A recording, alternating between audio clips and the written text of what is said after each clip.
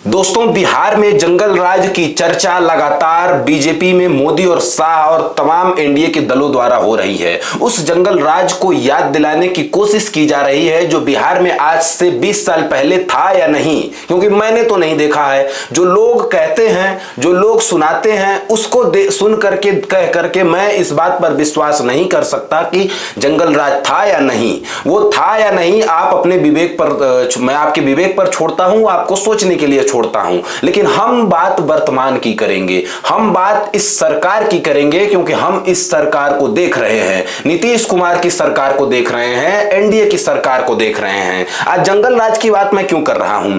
अमित शाह ने बिहार के मोकामा में दुलार चंद यादव की हत्या हुई। अमित शाह के प्रत्याशी पर आरोप लगा, यानी एनडीए के प्रत्याशी अनंत सिंह पर आरोप लगा कि उन्होंने दुलार चंद यादव की हत्या कराई है। इसको लेकर के एक पत्रकार ने अमित शाह से सवाल किया। अमित शाह से सवाल किया कि आपकी सरकार में जो आपके प्रत्याशी पर आरोप है दुलार चंद यादव की हत्या की, उसको लेकर के आप क्या कहेंगे? अमित शाह का जवाब सुनिए। जो अमित शाह छाती पीट पीट करके, ढोल पीट पीट करके बिहार के और इस देश की जनता को बताने की कोशिश कर रहे थे कि बिहार में अगर तेजस्वी यादव मुख्यमंत्री बनेंगे तो जंगल राज की वापसी हो जाएगी। वो नीतीश कुमार के जंगल राज पे, वो बीजेपी के जंगल राज पे इस घटना को, दुलार चंद यादव की घटना, हत्या को एक छुटमुट घटनाएं बता रहे हैं, छोटी मोटी घटना बता रहे हैं। ये है बीजेपी का दोहरा चरित्र, ये है अमित शाह का दोहरा चरित्र।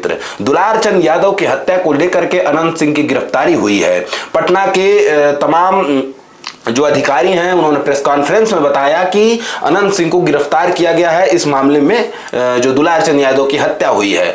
इस सवाल पर अमित शाह का जवाब आ रहा है कि छुटपुट घटनाएं होती रहती है। छुटपुट घटना नहीं है और ये कोई पहली घटना नहीं है। पटना में आपके मुख्यमंत्री आवास से 1, 2, 3 किलोमीटर दूर ही एक बड़े व्यवसायी की हत्या गोली मार करके कर दी जाती है। उस समय भी बीजेपी और जदयू के लोग इस घटना को छुटपुट घटना बता रहे थे। यही तो है असली जंगल राज। बिहार की जनता को देखना चाहिए, बिहार के नौजवानों को देखना चाहिए कि आपको उस जंगल राज की याद दिला करके बीजेपी सत्ता में आना चाह रही है जो 20 साल पहले था, जिसमें तेजस्वी यादव का कोई हाथ भी नहीं था, जिसमें तेजस्वी यादव, मुझे पता नहीं उनकी कितनी उम्र रही होगी, लेकिन आज से 20 साल कम कर दीजिए उनकी उम्र में, तो तेजस्वी यादव पर भी ये आरोप मढ़ देना कि तेजस्वी यादव भी उसी जंगल राज की उपज है, ये बेहद गलत है।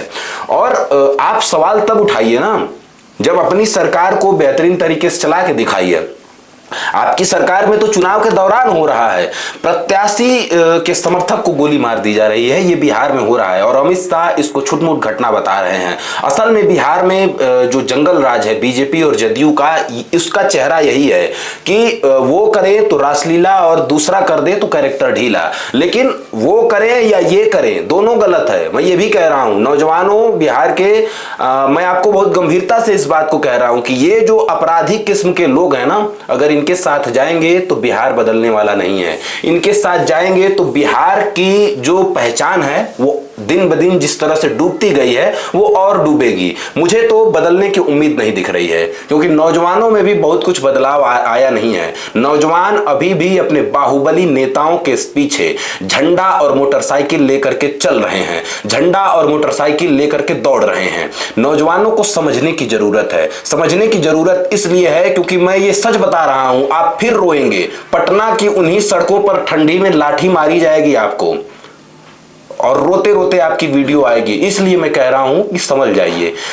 तमाम पार्टियों के घोषणा पत्र को देखिए, अपना दिमाग लगाइए, थोड़ी बुद्धि लगाइए। आप तो बिहार के लोग हैं, इतने समझदार, इतने बुद्धिमान लोग हैं, थोड़ी बुद्धि लगाइए और उसी को चुनिए जो आपकी बात कर रहा है, जो आपको रोजी रोजगार पलायन रोकने की बात कर रहा है। आपकी क्या राय है अमित शाह के इस बयान को लेकर के? हमारे वीडियो के कमेंट में अपनी राय जरूर दीजिए।